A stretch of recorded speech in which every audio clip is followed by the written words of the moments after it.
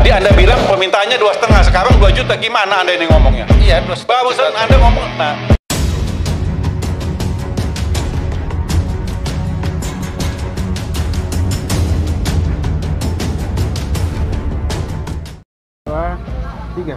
Kami guru-guru lulus passing graduate Serdang. Buka formasi, angkat kami, berikan jasa kami. Bersyukur hari ini kita membicarakan hal yang penting. Sejak tadi pagi dan hari ini bertepatan dengan Hari Pahlawan. Hari Pahlawan Nasional ya, 10 November hari ini. Dan saya ingin kita juga mengingat bahwa pahlawan nasional itu masa lalu yang harus kita ingat. Tetapi ada juga yang harus kita perjuangkan saat ini adalah pahlawan-pahlawan tanpa tanda jasa.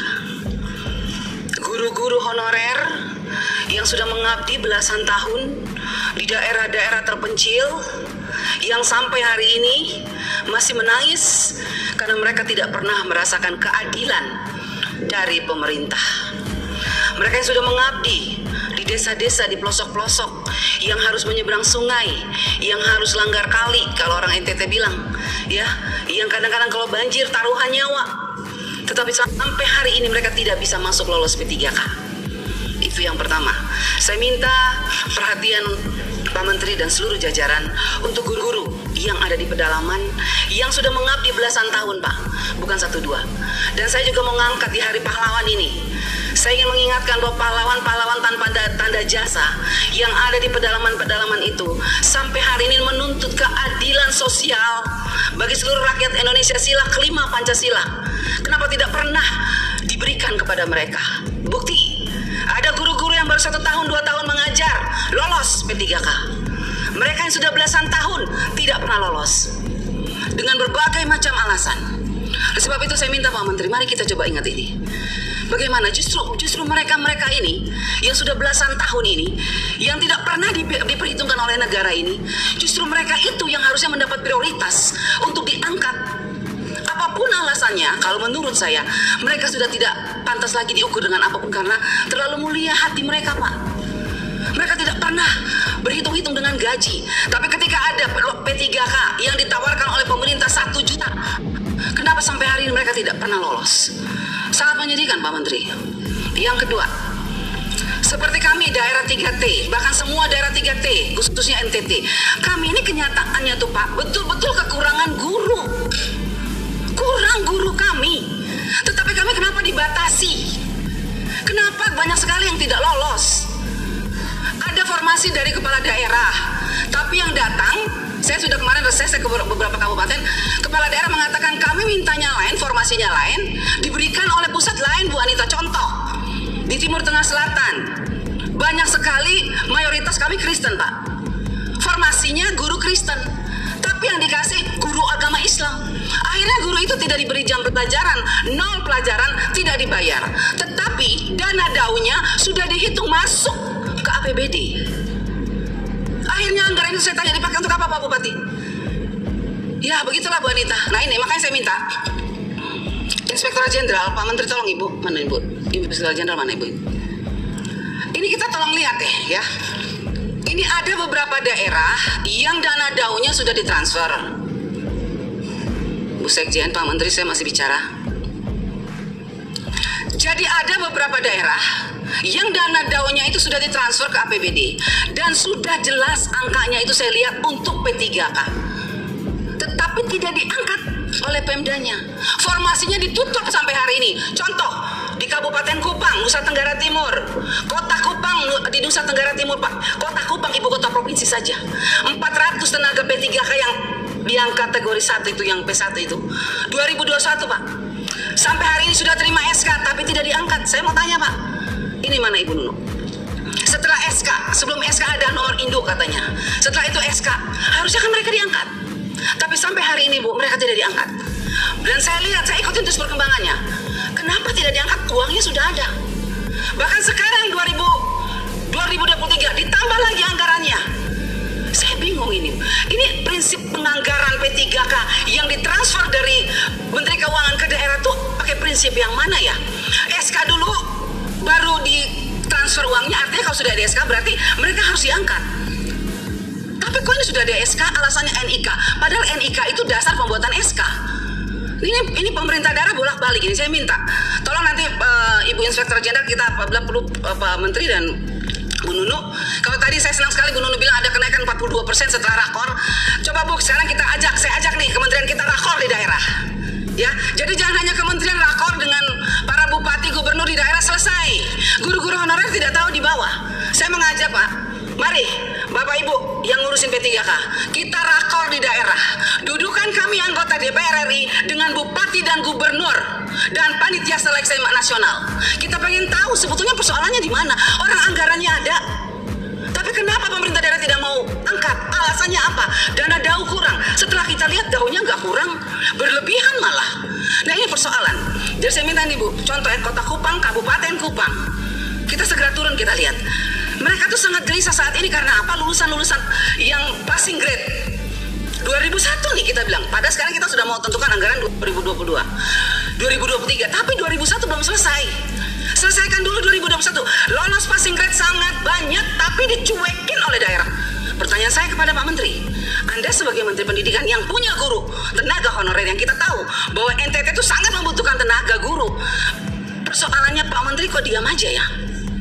Minta maaf Pak Menteri. Kalau menurut saya Anda hanya diam, Anda hanya sibuk urusan secara nasional. Lihat dong ke daerah. Ini banyak guru-guru yang lulus passing grade Pak menangis. Karena apalagi Bu, mereka dengar katanya tanggal 13 ini ditutup ya, Bu Nunu ya. Ditutup.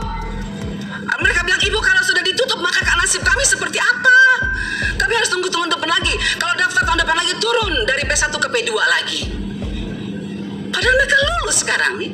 Nah jadi saya minta tolong Pak, kalau bisa untuk kita selesaikan masalah di daerah, saya minta untuk tanggal pendaftaran yang batas tanggal pendaftaran pendataan ini tanggal 13, saya minta diperpanjang. Kita selesaikan masalah, kita jangan lompat nggak jelas Pak. Saya minta diperpanjang, bila perlu Bu pimpinan, melalui pimpinan, saya minta Bu kita harus undang tuh Panselnas tuh.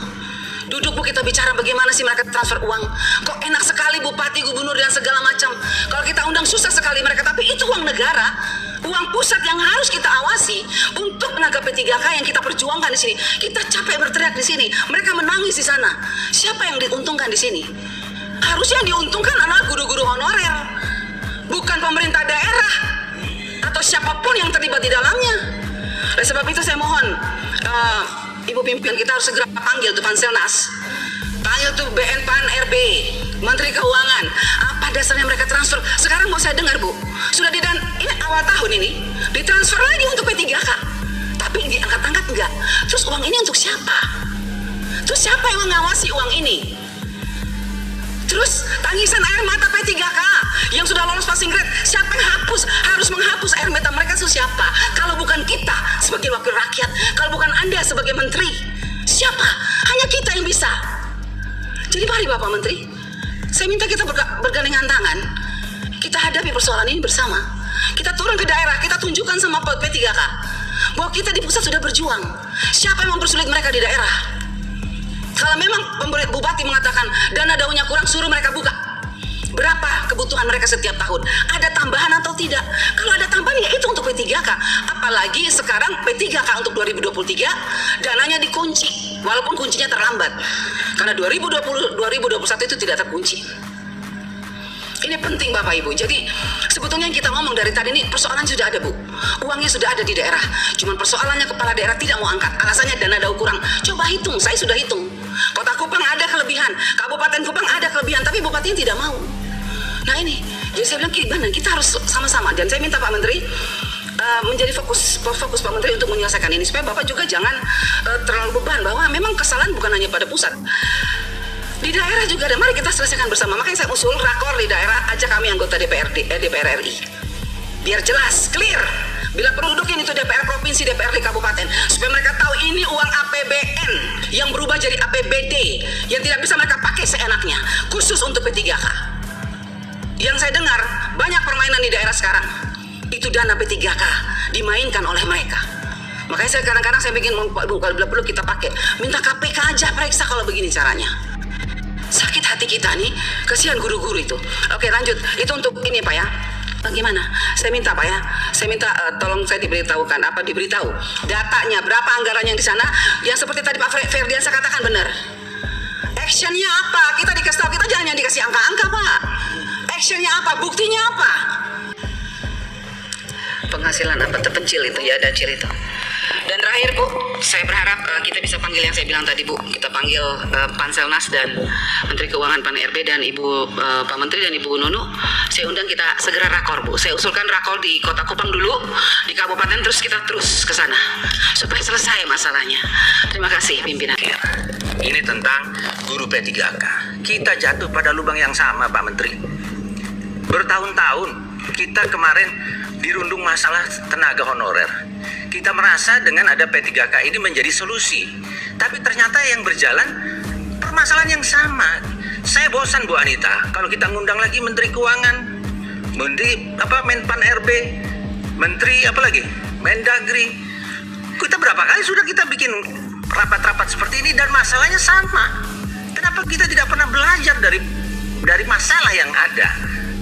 Bahwa kita punya kekurangan dalam peraturan perundangan hubungan pusat dan daerah itu fakta. Marilah kita buat perencanaan berdasarkan peraturan perundangan yang ada, masalah yang pernah kita alami. Sehingga kemarin saya katakan ke Prof. Nunu, kalau kita gagal merencanakan, gagal membuat perencanaan, kita merencanakan untuk gagal memang. Jangan hanya karena keinginan 1 juta guru. Kita harus buat perencanaan. Kalau perlu dengan pemerintah daerah itu bahas dulu semuanya. Bahas dulu sampai keluar angkanya. Mau 1 juta, mau 500, mau 200 dulu, tahap pertamanya berapa? Putuskan bersama sehingga kita di sini dapat hasilnya dan tidak ada yang kena prank nasional. Dia sudah lulus, tapi tidak dilantik, tidak ada SK-nya, sudah dilantik, tidak ada formasinya, sudah dapat formasi, tak dapat gajinya pula. Jadi kita ini mengulang-ulang masalah yang sama. Kita jatuh pada lubang yang sama. Bagaimana kualitas bernegara kita ini? Kita NKRI. Kita nggak dianggap. Gitu. Saya mengusulkan pimpinan, mungkin kalau ada kesempatan Kementerian Pendidikan kita geser aja komisi lain lah. Supaya apa? Supaya Kementerian Pendidikan ini mengerti bagaimana galaknya komisi-komisi lain. Ini komisi yang paling sopan.